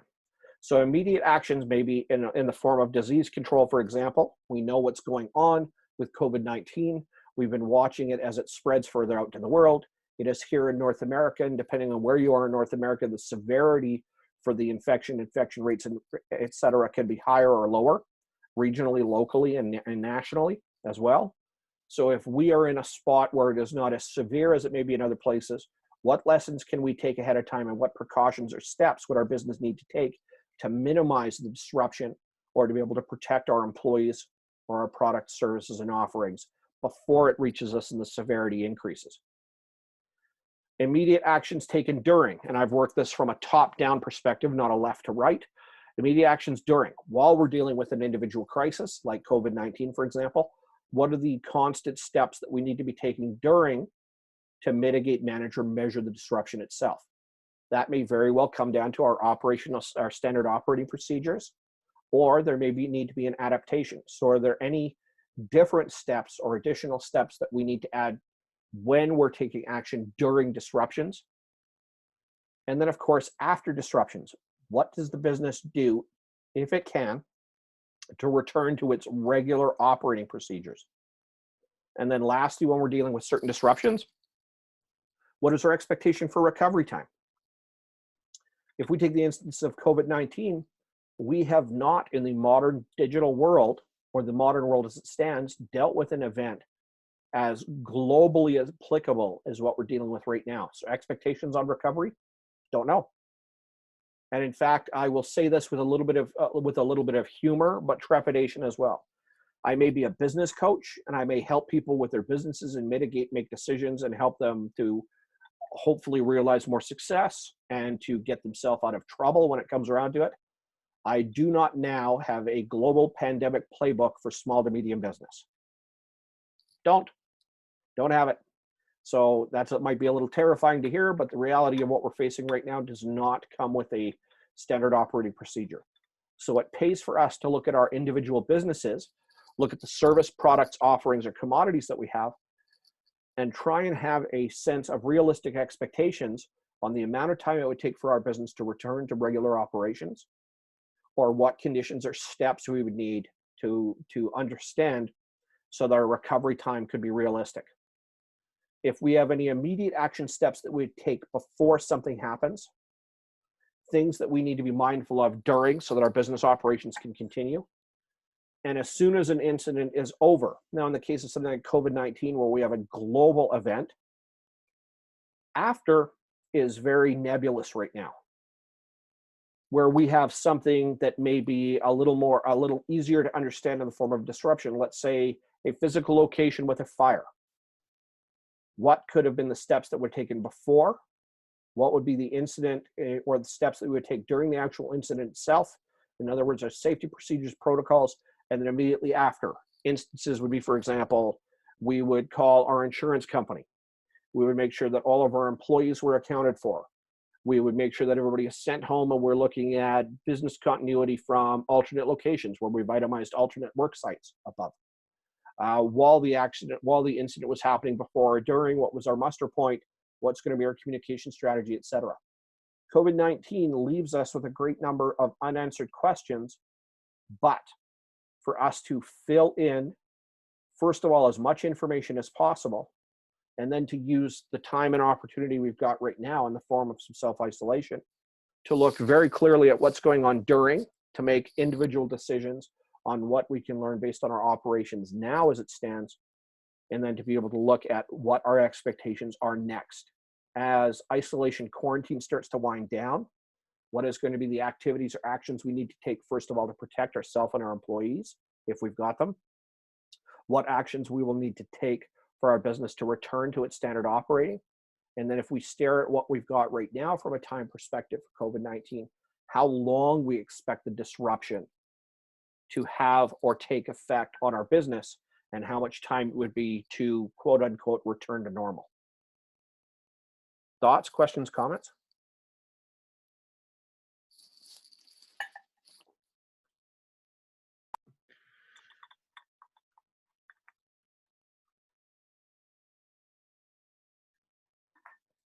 What do you do, Mitch, in a scenario like this where it's so unprecedented that things could potentially come around, things could continue on for a very long time?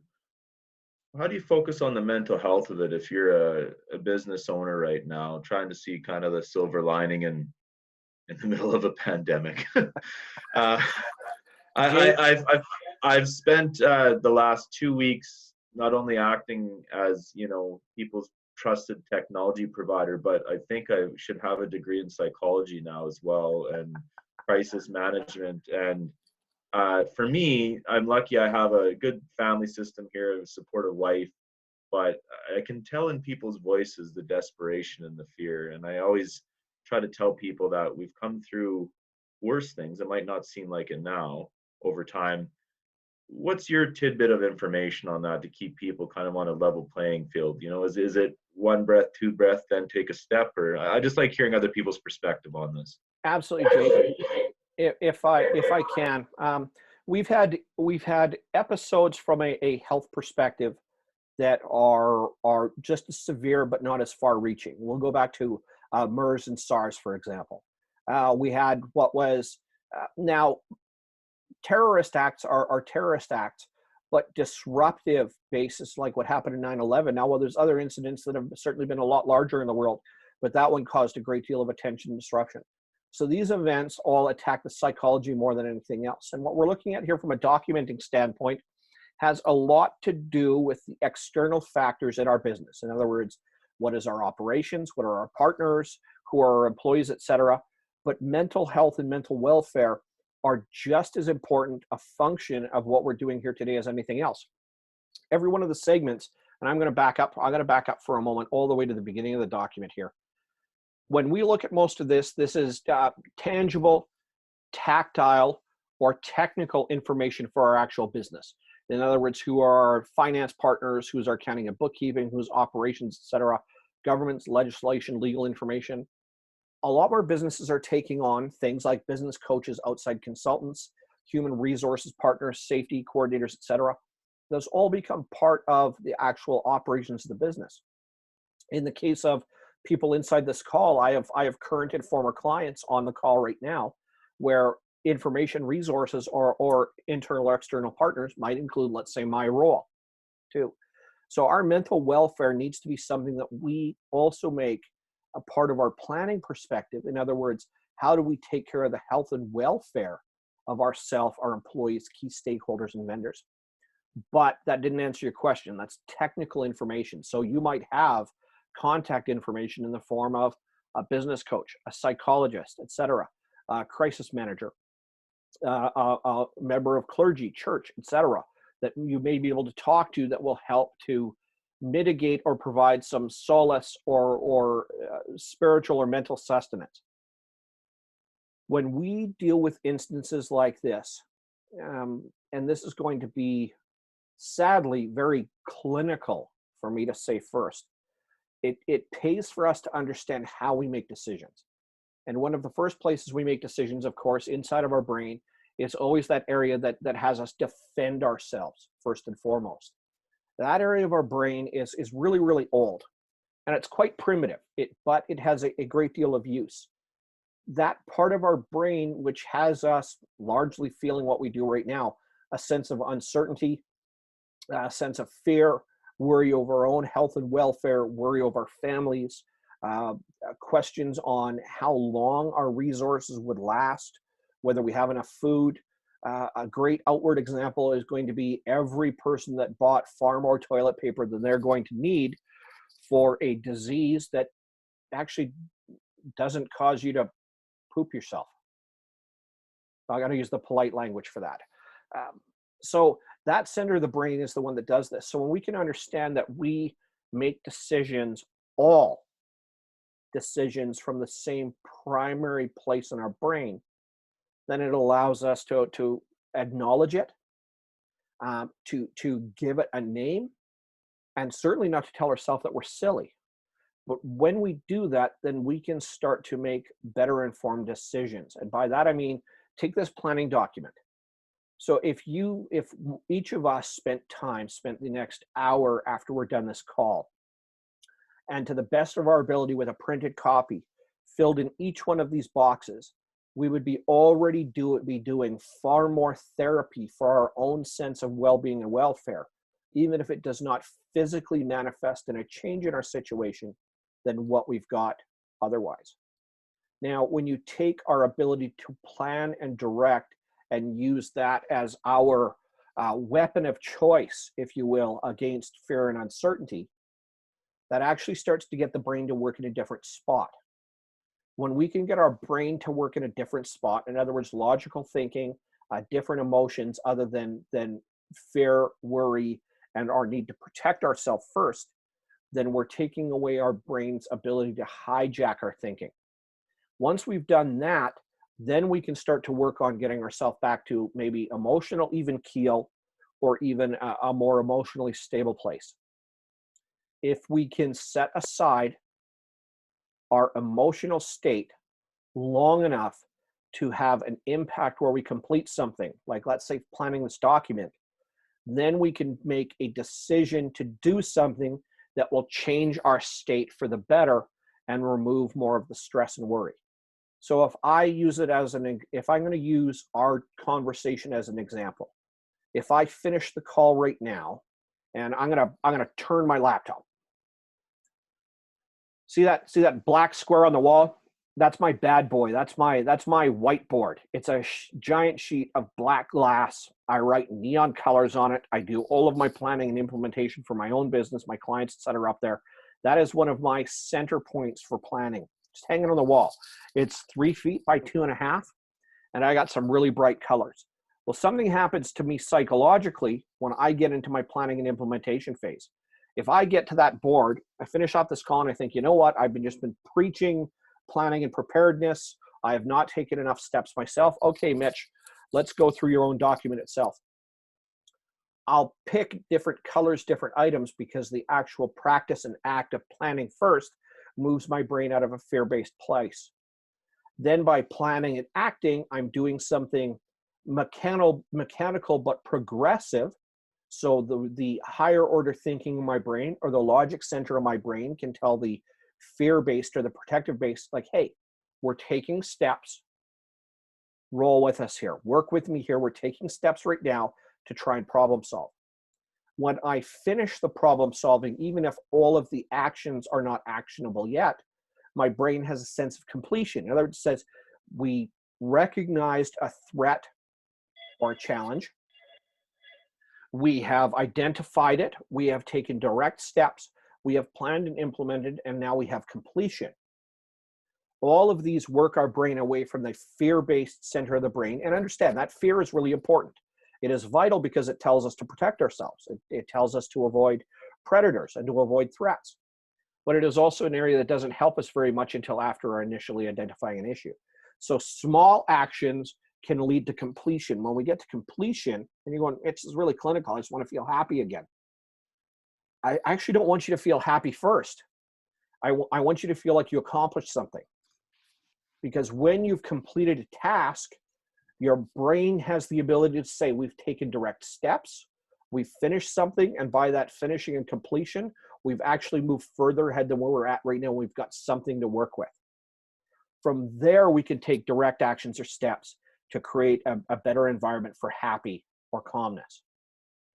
The next thing that we have to do is identify what we're, now I'm really deviating right now, so bear with me. I'll come back to emergency preparedness in a moment, but mental welfare is part of that too. If Jay, you'll allow me to take you through my specific steps, I will write as many notes as possible on my black glass whiteboard on the wall. I'll make sure that I've got a plan of action to work with. I'll make sure that they're executable or that I can finish something right away. Then when I've done finish something so I can get a sense of completion, I'll make sure that it's celebratory in nature. In other words, I did something that is going to better me, whether it's in the short term, immediate, or long term as well. And this is cause for recognition and celebration. Every time I find that I'm in constraint, if I can plan, complete, and celebrate something, even a simplest task, it is starting to rewire my brain to look for solutions and problem solving, even if it isn't directly related to the immediate issue that I'm facing. When I do that, my brain starts to think more clearly, and as challenges come up, it starts to looks for solutions as opposed to continuing to work itself through on the problems. Now, perhaps our call today means that the very next call I should book has more to do with mindset and being able to plan us to deal with stress management. Jay, is that a helpful place to start when it comes to our mindset and our mentality with what we're dealing now? I believe so. I just think, if anything, to give credence to what you're showing everybody here, I think we all have to come to a level of acceptance as well. That a lot of this, if not all of it, is out of our control. And so by nature, especially us entrepreneurs, we try to make things within our control and control things so that we have favorable outcomes. But right now, I think we all kind of just have to get on the boat and get ready to ride the waves and accept that there will be waves and accept that we have a boat. Yeah, that is a fantastic point. And now, Jay, you said something really, really important here too, which is why this call is working right now. Everybody's listening very intently. Everybody's writing a lot of notes. While that's all happening, your brain is moving away from that fear-based center. But the other part we're getting to, which is so dangerous with COVID-19 and self-isolation, I'm not preaching running out into the streets and going to find somebody to hug. I'm preaching finding somebody or group or organization like this call today, where you have the opportunity just even to say, man, this sucks. This really sucks right now. And then everybody else can nod their head and go, yeah, it really sucks. What do we do? I don't know, but we got to do something. What should we do? Here's an idea. Okay, good.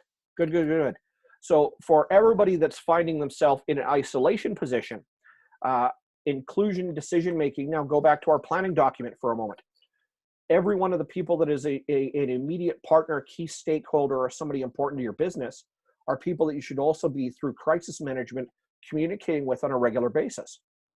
In fact, we had such a small segment, communication and muster strategy, inside the type of disaster or interruption. But how much more palatable or powerful does it become when you're trying to manage a crisis you're going through, when you're communicating with all your key stakeholders, important partners, et cetera? That becomes part of our own therapy, if you will, to deal with when we are dealing with a crisis like COVID-19, for example. Just the act of being able to reach out, communicate with other people, helps to remove some of the stigma and the challenges that we're facing, and manage to be able to help to reduce the pressure that we're feeling inside of our own head. Yeah, Mitch, could I intervene for a sec, Doc? Absolutely. Sorry, I had to leave for a minute because my power died and I had to find my power cord. I've been running on auxiliary all day. So the important thing about any crisis is there will be uncertainty. There will be things happening. That's why plans have to be in order. You can fight a lot of anxiety and so on with planning and knowledge. And Mitch and I had a good talk about how we can do this and how it's important to have the right mindset. From knowledge comes power. And that's the important thing, that you have a lot of resources here, everyone. You have a lot of power as a result of it. You know, I was a doctor that used to deal with life and death situations. I was a doctor that had to deal with crises all the time.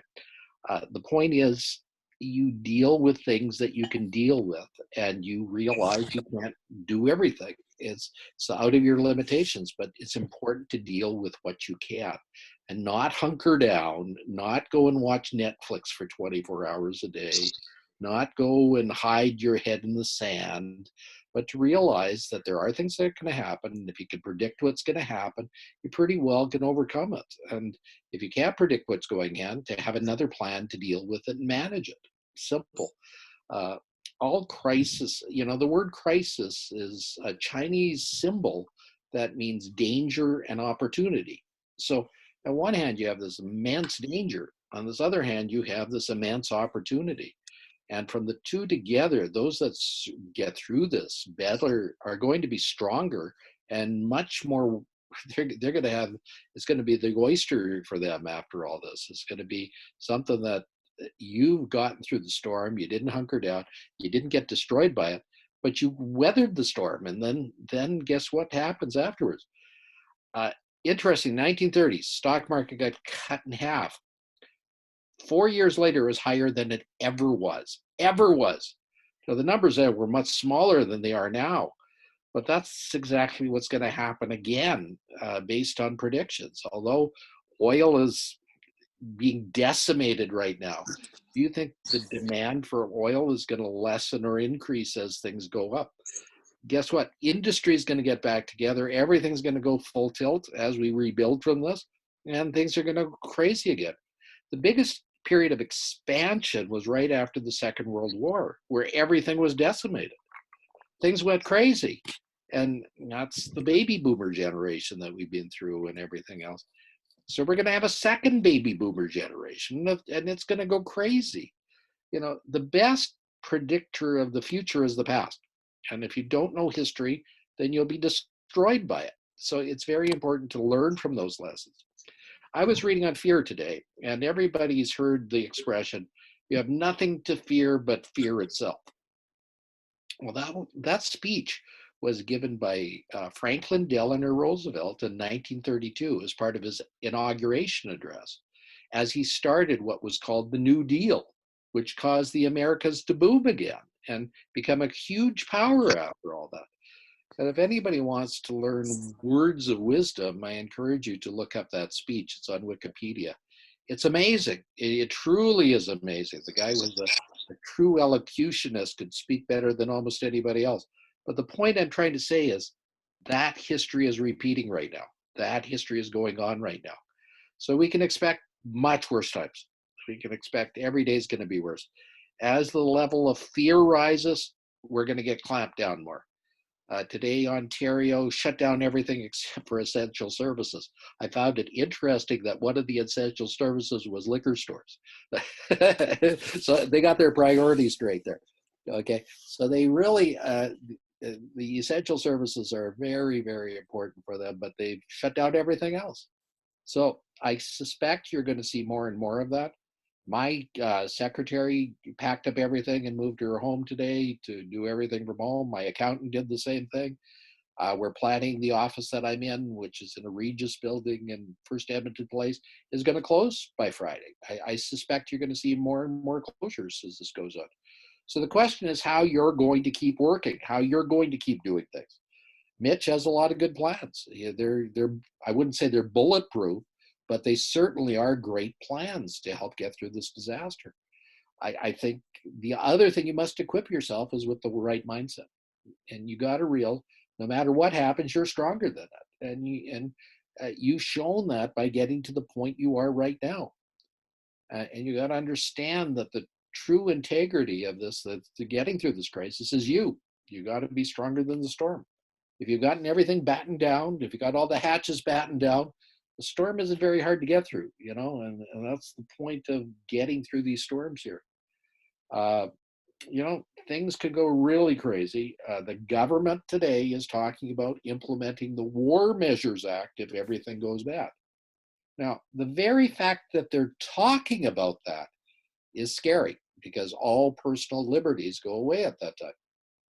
Awesome, Doc. They say they'll only invoke it if things get really bad, but you know, things, you got to be ready for it. You got to be ready for everything. Be ready to go through the storm.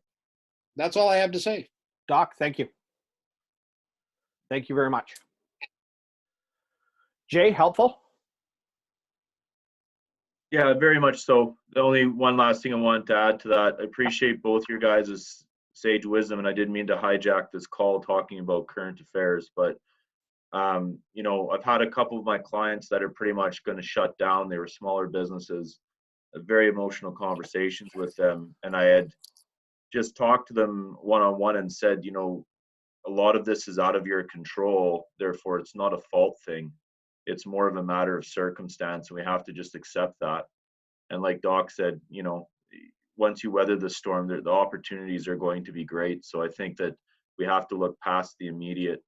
And so I'm just grateful to be part of this group and to have both of you and the more that I meet of you available to us during these times of crisis. What I've also got to say just for a minute is that not only is this going to be damaging, it's going to be mentally damaging.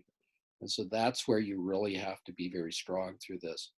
The greatest disaster from the 30s were the number of people that felt they couldn't do anything after it. And that was the scary thing about it. So the important thing is not to go to that headspace. I think right now we have the ability to withstand that and go through that. But again, when things are all going bad, you blame yourself for everything. That's what entrepreneurs do. Doc, let me drag this back here. Okay, please. All right, so we're on to our actual disaster interruption and preparedness. And of course, we've had a dissertation to go into when it comes to our psychology and our framework. Inside of this, to look at the individual incidents, as in the case of disease with COVID-19, for example, the severity of the disruption we're going through, of course, if we've got action plans in place, et cetera, the actual safety plans, HR policies, et cetera, that we might need. In the case of certain instances, what would we need to plan? What would be the actions we would want to take before, during, and after? And that's where we come to the final page inside of our document for today, which is the actual individual action plan that we want to take as each individual incident comes in. So the smaller section on the page above, obviously here, where we've got the 4 quadrants at the bottom, which is the immediate actions before, during, after, and then our expectation of recovery time, our actual action plan for each incident. So when it comes to COVID-19, as we're dealing with right now, or any other incident, what are going to be the steps that we need to take individually from start to finish? Who are we going to communicate with? What operational steps and parameters will we need to go through? What are going to be the individual parts, operations? So where we look at businesses, there's only 3 bits or pieces to each business. There's people, process, tools.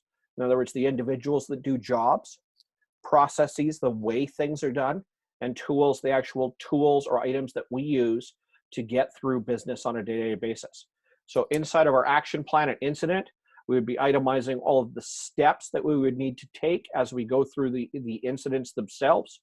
And then which partners am I going to need? So if I am dealing with a financial component of a crisis, I would have action plans and steps. Dealing with a financial component, looking at how much revenue or how much money and cash flow I have right now, how long that cash flow or money would be lasting, where that money is going to be, what do I have in the form of reserves, and then in the instance of some clients that I'm dealing with, for example, they're going through rounds of financing just to be able to bolster themselves and to hold their business up long enough or strong enough to be able to weather what's going on economically. So each one of the steps that we've got inside of the action plan itself for the business and what we want the business to be able to do. Are there any partners that we need internally or externally that we will need to use to help? If one of your action plan or steps using COVID-19 as an example would include going through a round of financing, and for the people joining me from down in the US, I'm putting together a resource list right away as well for the American marketplace, as well as the individual states, for if and where potential financial partners, financing rounds, relief that comes. In Canada, for example, we've had several announcements from the federal government saying that there's certain relief for business owners as well as employees. There's certain abatements, tax credits. There are certain one-time amounts that are available. There's an entity called the Business Development Bank of Canada that has rounds of financing available for businesses in crises. So there are similar resources available in the US. I'll be looking to put together that resource list as well. And for everybody on this call, I'll be looking to update everybody through the end of the week with some of those resources too, so you can be able to implement some of those actions.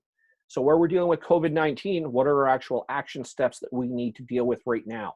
So an action plan for me, as an example, would be, first of all, communicating with all of my clients, communicating with all outside partners, being able to move all of my clients to digital meetings as opposed to in some instances where I actually meet face-to-face with clients. What are going to be the tools that I'm going to need so that I can hold those meetings? What's going to be the method that we communicate with? If I get ill as well, what partners are going to be able to step in so that they can maintain my business operations and continue to care for my clients? So we need, consider this planning page your laundry list, your dump, first of all, for all the steps, and then to be able to organize it in repeated steps. So if you've got standard operating procedures in your business or standard steps that your business would take regularly, then this is where some of that would be itemized as well. See standard operating procedure, this. See sales process, see marketing process, see human resources, etc. The action planning segment, apologies for that. When it comes to our business itself, can be a small list or can be enormous. It's going to depend on how complex the operations of our business are. So for us, we need to look at, once again, when we're in the middle of an incident, what does our business have to do to first to sustain itself, to protect what it's built, and what steps and what partners are we going to need so that we can continue to operate effectively. Thoughts, comments, questions?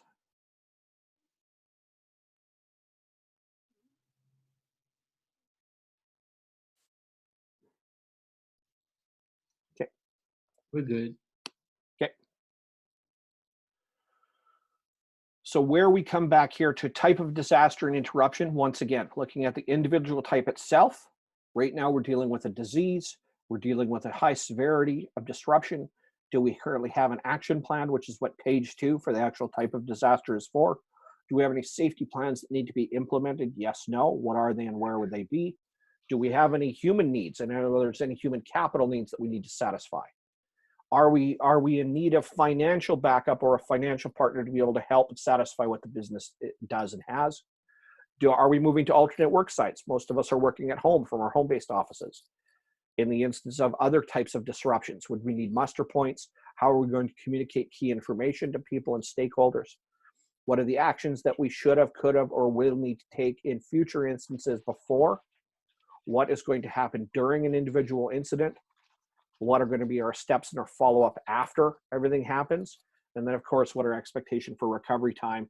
And then the individual action plan itself while we're dealing during the incident, which is where we have quite a bit more.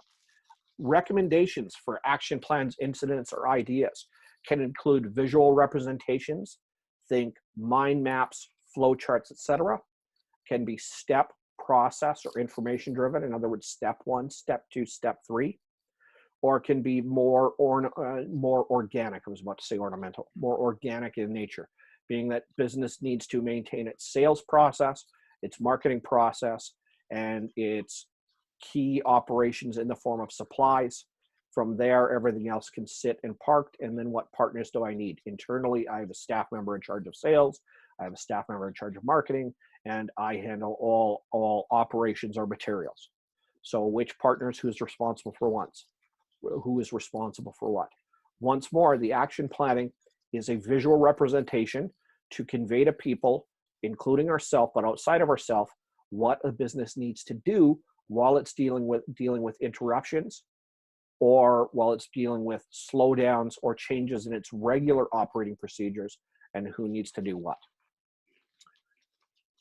The entire document, taken into account overall, once more, can be smaller or larger depending on the business need and the marketplace that it's sitting in, and yet takes our business from start to finish. In other words, where is our business sit currently to this day? So if we come back to the very beginning of the document itself, wake up, where we go through the actual continuity plan overview, satisfying who, what, when in the business, who's going to be responsible, what are going to be the actual disaster types, responses, and our action plans, when things need to happen, key information, our snapshot for the business itself, where we sit financially, where we sit for policy and procedure, what legislation, legal side that we need to understand, who are all of our emergency contacts, where do our finances, accounting, et cetera come in, who makes decisions, both operating and fiduciary, in other words, the overall health and long-term executive function of the business. Our actual planning team, the individuals itself, so people in a hurry can find all of the key connections that we need to work through with the business itself. And again, as many or as little as are necessary. Do not miss or overstate or understate information. Understand that a business preparedness or emergency planning is not one size fits all. Some businesses can have fairly organic or fairly small operating or planning or continuation or contingency planning. Some documents can be massive in size, hundreds of pages, depending on complexity in the business. It pays to make what makes sense for your business. In my case, if I look at my organizational chart, if I look at the key stakeholders that will be involved in my business, and I look at where all of the information sits for my business right now, there's surprisingly very little information, or very little information that needs to be conveyed or shared with other people. Who makes fiduciary responsibilities? It is either myself, one of my partners, or my spouse. Operating responsibilities would either be myself or any of the people that I would entrust to help with client care. Finances, where is all the money? Accounting and bookkeeping. Who are my exterior partners that handle all of this, as opposed to having an internal partner? Emergency contact information would be myself, my own coach, my partners in other organizations, my wife, my accountant, my financial planner, etc. Any government legislation or legal information that would need to be involved. What is my standard operating procedure? In other words, what is the model that I use for helping to instruct and carry on with my clients? How do I communicate with them? How do I deliver service? This would be the individual contact information for those individuals themselves, of course, and ranked once more based on priority. In other words, if somebody else walked into my business today, who would they need to communicate with? Who would they need to connect with? And how would they get the information that they needed? Once more, draw my organizational chart. What would be the complexity or the simplest way for me to convey the information so people can visualize where and who needs to be communicated with about what? Essential services. In other words, what I sell. Oh, that got big in a hurry. My. Let's shrink. There we go. Get down there. Oh, Mac, what can't you do? Anyway. My services, products, offerings, commodities. What is my current price? What is my costing model like? Where does replenishment come into?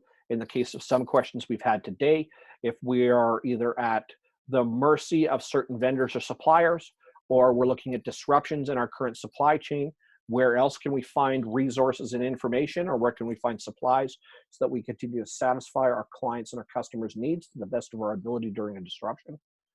What are the essential internal systems or services that our business has to have? How are we prioritizing them? What is going to be the can't stop, won't stop portions of our business? What other portions can we park and set aside? Prioritized based on highest to lowest priority, so that if anybody else had to step in, how would they be able to assist us? And then last but certainly not least, and why we're talking today, being able to understand the actual disruptions themselves. What are going to be the incidents, or in the case of COVID-19, what we are actually facing right now? Have we any planning yet? It's okay for us to say no. Most of these boxes will largely have no's right now. But it is now up to us to start to fill in information to the best of our ability. Okay, what goes into a communication and muster strategy? What does that even mean? Well, call my mother. Need to call my mom and get her involved because she knows where all the skeletons are hidden. Maybe in some businesses, yes. In other businesses, do we have to communicate with partners, etc.? Who gets talked to in what order and fashion? So once more, the complexity for the action planning that we're doing is dependent on our business, on our industry, and on the needs for our business to continue. Some of these segments and sections will be 3 lines of text in a tiny box on a page. Others will be immense or enormous in size because there are simply so many steps or so many parties involved that we need to be very clear and concise. If we are effective at doing our best job planning this, make no mistake, 2 things will happen. 1, we will not get through COVID-19 outbreak any faster. We just will not. But 2, we will be better prepared to continue to deal with it now. And then our business will be set up to deal with any other disruptions that come in the form in the future. We are learning to do something in many respects that we have never had to think about, or perhaps even bothered to think about, except for some of the, let's say, technical partners that are on here. I know that we've got a safety partner on the call right now. We've got myself. We've got some technical partners. Maybe this would be part of our conversation that we would have looked at in the past. Yes, Adobe, I understand that you want to update right now. Don't try and interrupt. We are responsible for the health and welfare of our business. And this is planning to deal with the situation that we're at right now, but also to build a plan for dealing with things in the future. There are no perfect answers and there are no perfect documents, but everything we do about planning and implementation, if you talk to, let's say, a human resources partner or a safety partner More often than not, our planning comes in the way of mitigating risk, reducing damage that comes into the business, or being able to more readily deal with or adapt to situations the next time around. Also, when we identify where we have shortcomings in our own planning and implementation as it stands right now, the quicker we become at being able to itemize them and then to deal with them, in other words, to eliminate them, make them go away, so those instances can't hurt our business. A common phrase in my business, in my industry, is you don't know what can hurt you until after it's done damage. Some of you guys are going, Mitch, I've never heard you say that. It's language that I use internally with an awful lot of my other partners or with other coaches. Most people don't know what they don't know until it's hurt them. Right now, we need to look at where our businesses stand in the marketplace as they are right now. We need to look at those items, pieces of information, or plans that we have and, more importantly, don't have. And we need to start planning effectively. 2 hours on this call, or an hour and 45 minutes as the clock stands right now, is going to give you a start and a foundation to work from. This is by no means complete. There may be many, many hours more planning, or by the end of this call, you may have largely done most of the work your business would need. I implore you to continue to reach out after you're done with this, whether it's amongst the individuals that hopefully you've had a chance to meet and perhaps communicate with off of this call alone, inside your own business communities, or with myself after, and continue to ask questions. There are partners that can help to answer some of these. There are businesses whose primary role and responsibility is to answer some of these sections, like safety, for example, or human resources. Or there is access to resources thanks to the World Wide Web, in other words, Mother Google, that can help us to get answers to a few things that we may not already know about our business. Planning and implementation is about preparedness. It is about ensuring that we have the steps in place to deal with instances that we are dealing with, or incidents that we are in now or may happen in the future. And in the case of something like COVID-19, we gain two primary pieces of information. One, being able to plan now as we're dealing with, because chances are we're looking at many of the inconsistencies or information that we're missing currently, and so we can address it or at least know what we're missing. And secondly, in the case of this call, it is a shared experience, meaning that every one of us on this call, regardless of location in the world, industry, business type, whether we sell something or whether we sell a service, that we are all experiencing very similar or the same circumstances as everybody else. If we work together collectively, then what we are experiencing right now will lessen. If we are diligent with our planning and taking direct action with what our business is doing, the repetition of that behavior and our action plans coming out of a document like this help to reduce the impact that outside instances have.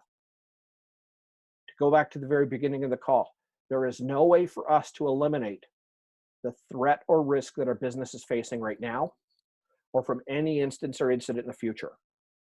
Our job is to plan effectively to deal with situations as they come up, to move our business and ourselves into an area where we suffer the least amount of disruption, and where our ability to move our business more quickly to a place of, first of all, stability, and then being able to operate more effectively, or to return to operations as fast as possible, is what really comes out of business continuity or emergency preparedness.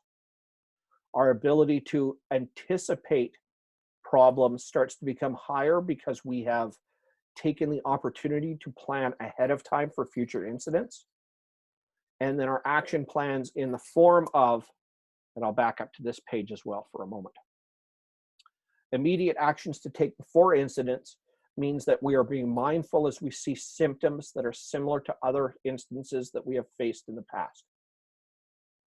When we have a set of expectations and we know whether fire, flood, business, economic, illness, terrorism act, etc., that can cause disruptions in business, we tend to see the same symptoms time and again. And it means that now we have taken direct steps for what does my business and what do I need to do next? How do I prepare internally?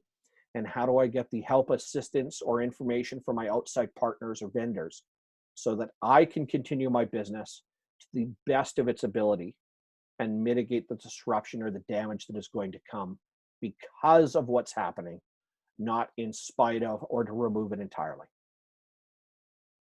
Our job as business owners is, I'm going to use a different word than you would expect out of me on this call when it comes to business planning and continuity planning. It is sacred. Our ability to adapt, and more importantly, to move with what is happening to us in the marketplace, in other words, agility and flexibility, are far more important than the ability to withstand. For anybody with a background in martial arts, it's important to be able to get punched, but it's often more important to know with what to do when it happens to you than it is to be able to know exactly how hard you can get hit. It's our adaptability and our ability to spring back up and our ability to move and think logically and clearly that becomes far better at survival than it does our ability to be able to actively get hit or hurt. Your business needs flexibility, it needs resilience, and it needs bounce back. And in many instances, we have not planned for it or had an opportunity or heck, even had the need to look at something as disruptive as what we have in our marketplace right now. I implore you to take some time and opportunity while we are all suffering from a reduction in business to look at your own business continuity, to answer some of the questions and boxes here. And for those that you do not have a ready answer for, do not hesitate to reach out. And myself or other resources that you may have in your life, if you're fortunate enough to have access to other business capital as well, can help you to plan and fill this in for your own business. If it takes you minutes or hours, I applaud you for having a more simple design for your business that makes it easier to understand where you sit right now and to plan effectively. If it takes days or weeks, I implore you to find resources that are going to help you to shorten that process in time, because the disruption value of what's going on inside of COVID right now is not going away very soon, but our ability to adapt to what's happening in the marketplace, and in other words, make decisions that will keep our business running, needs to happen faster. Because this is not even business winter anymore. For those on the call that understand that term, this is not even business winter anymore. This is nuclear winter, economically. And survivability comes from people that can adapt quicker. So please fill in as much information as possible. Share resources, ideas, and suggestions. Reach out to those people that can help to fill in blanks for areas that are still fuzzy or misunderstood. Because collectively, from an economic standpoint, and then individually from our actual businesses, once more, our ability to flex, bounce back, and to plan even during a crisis, or to plan what our next steps needs to be, must begin now. And I will say that while I do have contingency plans in place, there isn't a single contingency plan I have that it was ready to adapt to the scope and severity of what we have right now in our marketplace. So it is up to us to first of all address where we're at through information to remove fear and uncertainty so that we have clarity on what our next steps are. And if we don't have it, to find resources or information to extend on top of what this call is so that we can better answer what we should do next. And when it comes to the financial, or the fiscal health of our businesses, and this is important for emergency preparedness, and it has not been clearly defined in this document, but needs to be understood when it comes to the financial segment when we have our business snapshot. How much do we have right now, and how long will it last compared to how much we think we're going to go through? That will tell us next what we need to plan effectively to deal with. where and how we're going to find resources to be able to help our business, and past that to help us find the decisions and do what we need to do next when it comes to what we're facing right now.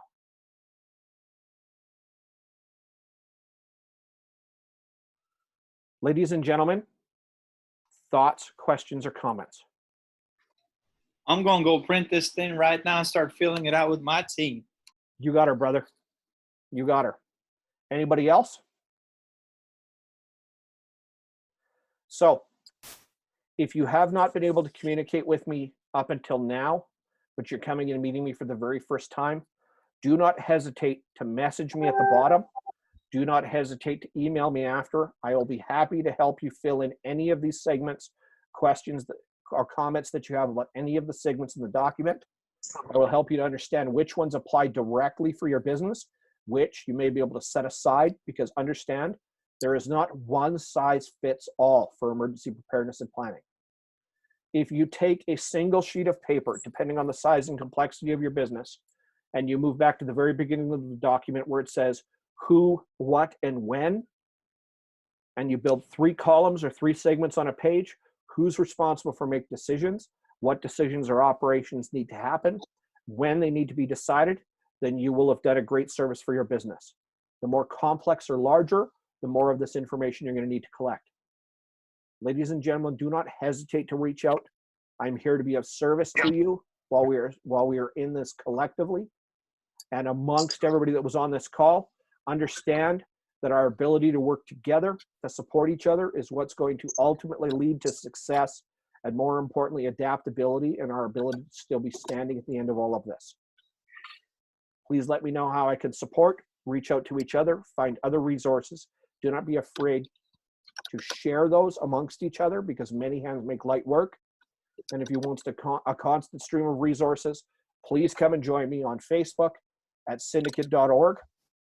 And you will find access to many of these resources and different courses that are coming up for business owners as well, around marketing, human resources, etc. Ladies and gentlemen, bless you all. Take good care. Continue to ask for help and support out of each other. And otherwise, let's get after it. And I know I'll see all of you later on in the future. Thanks, Mitch. Thanks very much. And everyone out there, stay positive. I am my brother's keeper. I am my brother's keeper. You got that right. All right, let's get after it. Conquer the world, people, and let me know how I can help. Talk to you soon. Thanks again, Mitch, and happy hunting. You got her. Thank you. Cheers, guys.